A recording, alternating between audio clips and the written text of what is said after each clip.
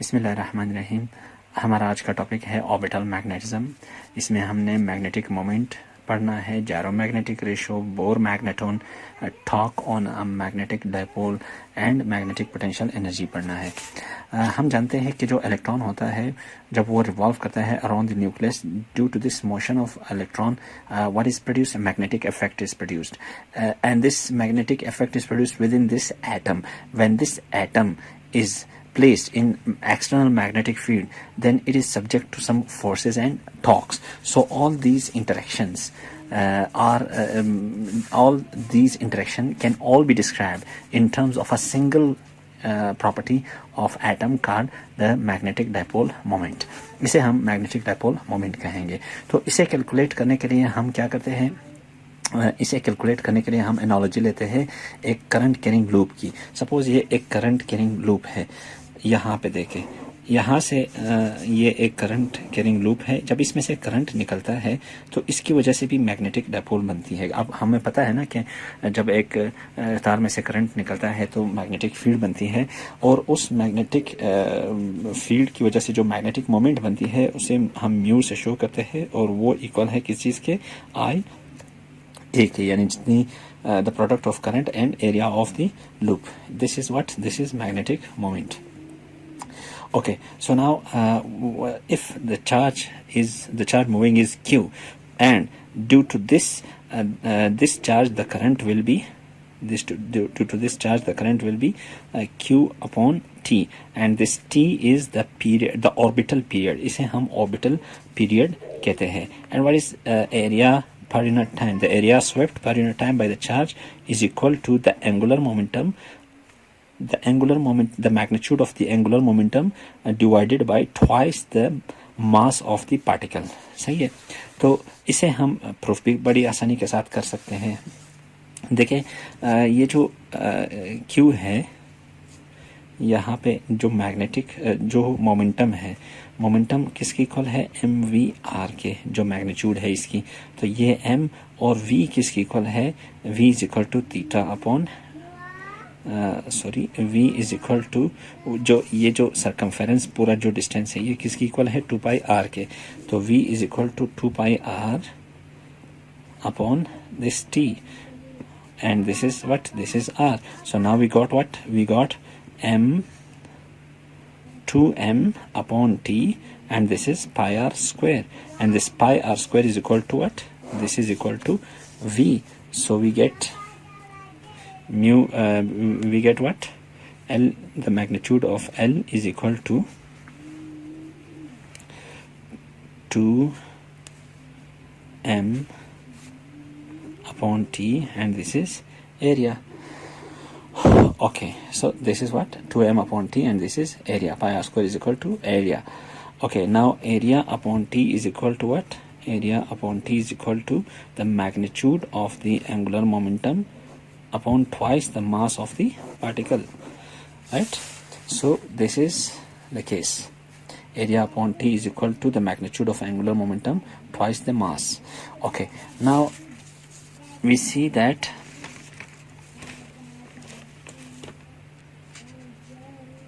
the same result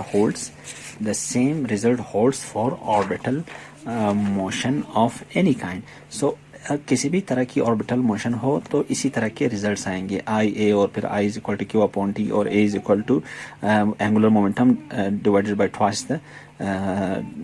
bye twice the mass. Okay, so this is what, this is okay. Now see the case. We said that area swept per unit time is equal to this, but area is now equal to L upon 2m multiplied by t if we cross multiply it. So we have written L upon 2m multiplied by t instead of this a. Okay, now this t is cancelled with this t. We got what? We got Q upon 2m into L. So this is the formula of magnetic moment.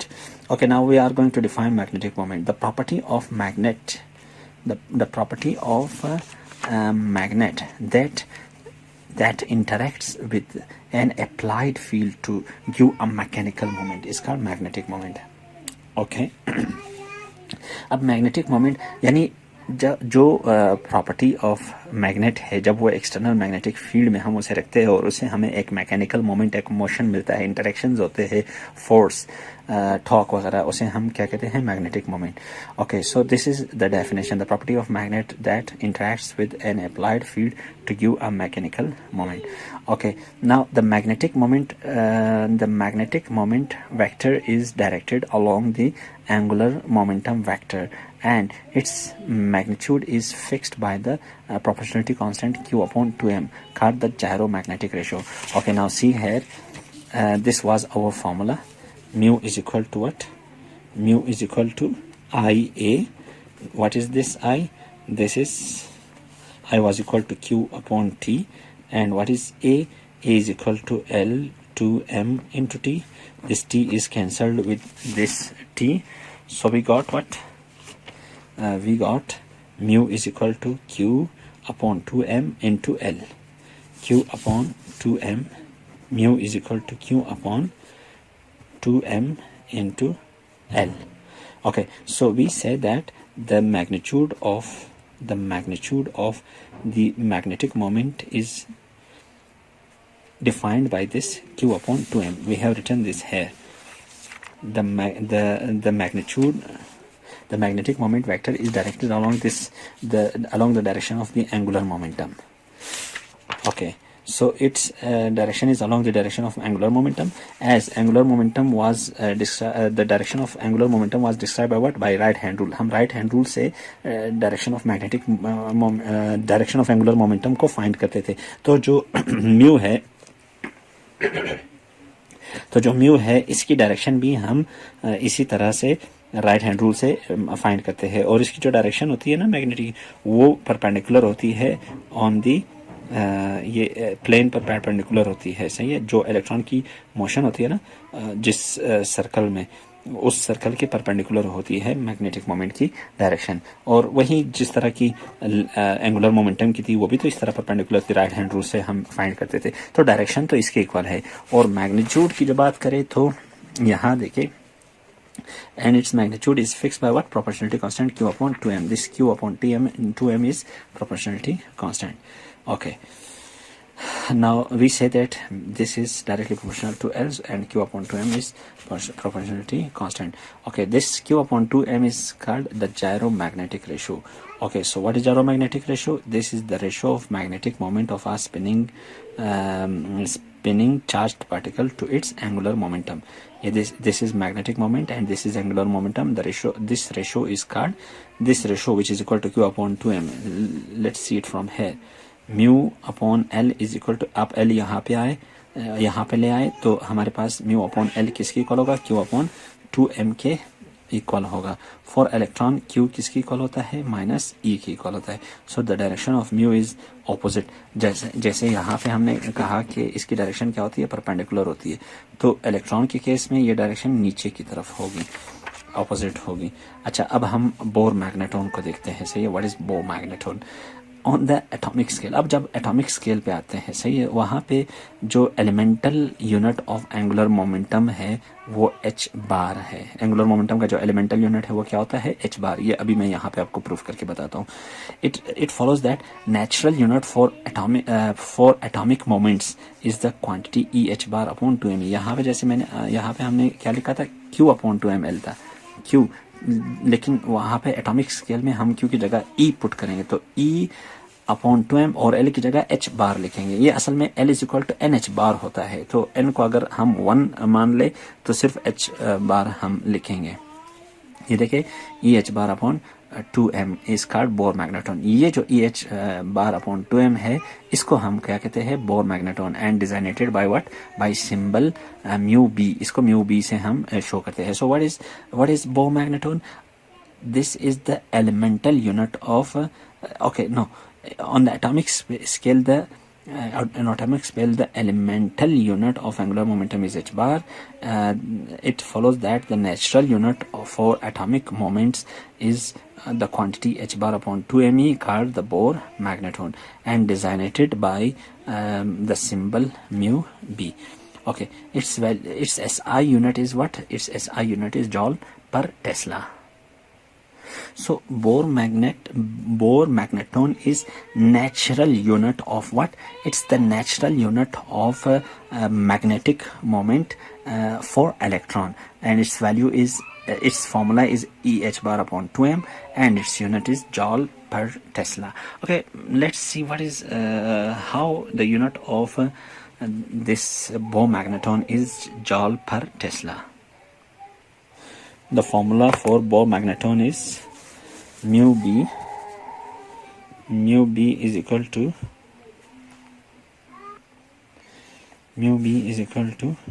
Eh bar upon 2me. Okay, so from here what do we see? That the unit of E is coulomb, and H bar we know that it is joule second, and the unit of mass is kilogram. Okay, now let's see what is this. We can write it as joule and coulomb second as what is ampere? It is coulomb per ampere is equal to coulomb per second. So coulomb is equal to ampere second. Okay, so let's write ampere second instead of coulomb. Ampere second, and this is second. Okay, now what is kilogram? You know that F is equal to what? Kilogram. Okay, let's see what is kilogram.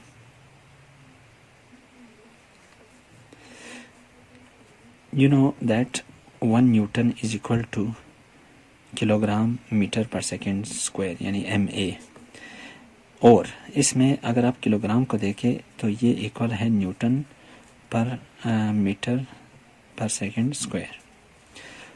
Okay, so this is kilogram. We write Newton per meter per second square. Okay, now let's see this. This is the second square is cancelled with this second square, because this becomes s positive 2 and this will be cancelled with this s2. Okay, so now we have what? We have joule and Newton meter per ampere. Now what is Newton meter per ampere? You know that F is equal to IL B for theta is equal to 90 degree. So from here B is equal to F IL. So what is F? It is Newton, and I is ampere, and L is meter, and the unit of B is Tesla. So we write joule per Tesla. So that's why we say that the unit of mu B is joule per Tesla. Okay, this is the unit of Bohr magneton, and it's also equal to ampere meter square. You can also calculate this value. Okay, so because mu is proportional to L, the orbital magnetic moment is subject to space quantization. अच्छा, एक space quantization की बात भी अभी करते हैं. यहाँ पे हम ये जो हमने L की जगह h बार लिखा, तो इसको थोड़ा सा देखते हैं. हम जानते हैं कि एंगुलर मोमेंटम किसकी इक्वल होता है? एन एच बार, एन एच अपॉन 2 पाई एच बार होता है. ये हमने बोर एटॉमिक मॉडल में पढ़ा था. और अगर क्यू को हम ई ले लें, और इसके अलावा हमने डी ब्रॉगली की जो वेव पार्टिकल, वो जो वेव हमने वेवलेंथ फाइंड की थी डी ब्रॉगली की, तो उसने कहा था कि इलेक्ट्रॉन्स के साथ क्या एसोसिएटेड होती है? वेव एसोसिएटेड होती है, और उसकी जो वेवलेंथ है हमने फाइंड की थी h/p थी. और दूसरी चीज़ जो हमने वहाँ पे देखी थी वो ये थी कि n times wavelength is equal to this circumference 2πr. तो यहाँ से जो लेमडा है वो किसकी इक्वल है? 2π. अच्छा, अगर हम इसमें देखें this 2πr is equal to n lambda. इस n लेमडा की जगह h/p पुट करेंगे. सही है, ये 2πr as it is, lambda की जगह h/p. यहाँ से आप देखें ये r और p मल्टीप्लाई हो जाएंगे, rp. सही है, और यहाँ पे हमारे पास क्या बचेगा? सिर्फ NH बार बचेगा. ये जो RP है इसे हम एंगुलर मोमेंटम कहते हैं, is equal to NH bar. So that is why we write NH bar instead of this L. इस L की जगह हमने क्या लिखा? ये जो फॉर्मूले में हमारे पास ऊपर L आ गया था, ये देखें L, तो इस L की जगह हमने H बार लिखा, और n इज इक्वल टू हमने 1 कंसिडर किया। Okay, so this is the value of one bore magneton 9.274 into 10⁻⁻24 जॉल पर टेस्ला। और दूसरी चीज़, जब हम क्या करते हैं, जब हम इस मैग्नेटिक जब हम एटम को कहाँ पे रखते हैं, किसी एक्सटर्नल मैग्नेटिक फील्ड में रखते हैं, जो कि हमने ऐसी रखी है कि उस मैग्नेटिक फील्ड की direction along the Z axis है। तो जिस तरह एंगुलर मोमेंटम हमने पिछले वीडियो में देखा था, वो स्पेस क्वांटाइजेशन थी वहाँ पे, यानी उसकी डायरेक्शन जो थी वो क्वांटाइज थी। किसी भी डायरेक्शन पे एंगुलर मोमेंटम ओरिएंट नहीं हो सकती, बल्कि कुछ खास डायरेक्शंस होते हैं। तो म्यू भी चूंकि एल जेड के साथ डायरेक्टली प्रोपोर्शनल है, mu is also directly proportional to L. Mu is what? Mu is proportional to, ये देखिए, mu is proportional to L. So mu is also subjected to what? Subjected to space quantisation. Okay, तो यहाँ पे भी वही space quantisation की concept होगी। L Z जो है हमने पिछले वीडियो में देखा था, एम एल एच कट था, सही है। तो यहाँ पे भी हम इसी चीज़ को देखते हैं। ओके, तो म्यू जेड को हम इस तरह लिख सकते हैं, माइनस माइनस इलेक्ट्रॉन की वजह से हमने लगा दिया, ठीक है, 2 MEL Z। और यहाँ पे भी ये इसी तरह है। यहाँ पे सिर्फ हमने एल जेड की जगह क्या लिखा? एल जेड की जगह एच कट ML लिखा, पिछले पेज में हमने देखा था। और अब ये जो पूरा है ये म्यू बी के इक्वल है, बोर मैग्नेटॉन के इक्वल है, सही है। तो ये हमारी इक्वेशन नंबर 2 है। और इसके अलावा जब हम इसको एक्सटर्नल मैग्नेटिक फील्ड में रखते हैं ना, तो जो म्यू जेड है, यानी ये जो हमारे पास म्यू है, ठीक है, इस म्यू की जो डायरेक्शन है वो कोई क्या हो सकती है? सिर्फ कुछ स्पेसिफिक वैल्यूज हो सकती है, जिस तरह यहाँ पे, यानी ऐसी वैल्यूज होती है जिसकी अगर हम कंपोनेंट लेते हैं अलोंग दी अप्लाइड फील्ड तो हमारी जेड डायरेक्शन पे है। तो ये जो हमारी मैग्नेटिक मोमेंट है, इसकी अगर हम कंपोनेंट उसी डायरेक्शन में ले, तो वो कंपोनेंट्स हमारे पास क्या होंगे? कुछ खास कंपोनेंट्स होंगे, कुछ खास वैल्यूज होंगी, जैसे हमने एंगुलर मोमेंटम में देखा था, सही है। तो ये हमारे पास वैल्यूज होगी। म्यू बी, ये म्यू बी है, 2 म्यू बी है, माइनस म्यू बी है, और -2 म्यू बी है, और एक 0 है हमारे पास। ये for L is equal to 2 है, for L is equal to 1 फिर हमारे पास 3 आ रहे थे। बिल्कुल उसी तरह आप इसको समझ ले जिस तरह हमने एंगुलर मोमेंटम में पिछले वीडियो में देखा था, सही है। तो यहाँ से देखें, एल इज इक्वल टू 2 जो के लिए हमारे पास जो मैग्नीट्यूड ऑफ मैग्नेटिक मोमेंट होगी वो LL + 1 म्यू बी। ये वही फार्मूला है जो पिछले बार हमने एंगुलर मोमेंटम के लिए देखा था। तो अगर आप इधर 2 पुट कर दो तो ये 3 और 3 2 6, ये हमारे पास मैग्नीट्यूड आ जाएगी। और डायरेक्शन तो ज़ाहिर है L इज इक्वल टू 2 के लिए M के कितनी वैल्यूज़ होती हैं? M की 5 वैल्यूज़ होती है। देखें, L इज इक्वल टू 2 के लिए हमारे पास जो M की वैल्यूज़ है वो कितनी होती है? 5। 2 इधर 2 पुट कर दो, 2 2 4 और 1 5। और वो 5 के यहाँ से -2 से लेकर +2 तक, ये देखिए, -2 -1 0 और फिर 1 और 2। ये हम, यानी जो मैग्नेटिक मोमेंट है उसके सिर्फ उनके जो वेक्टर्स है ना, वो सिर्फ इन डायरेक्शन में ओरिएंट हो सकते हैं।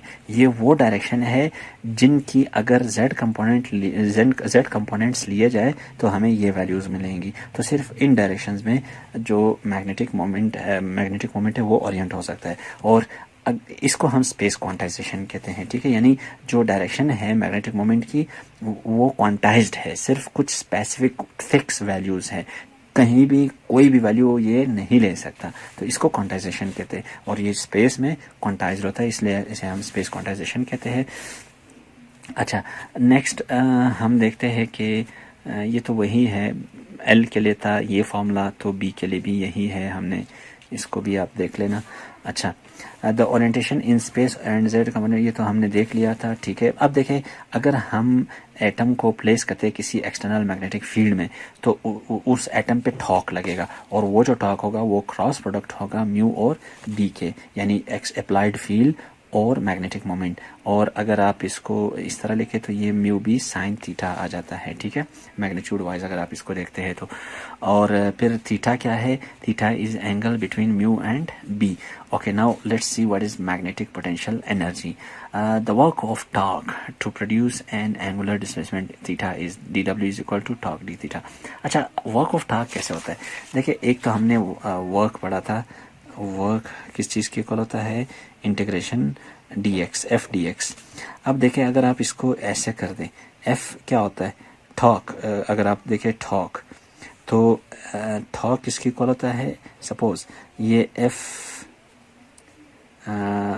आर एफ होता है ना, टॉक आर एफ।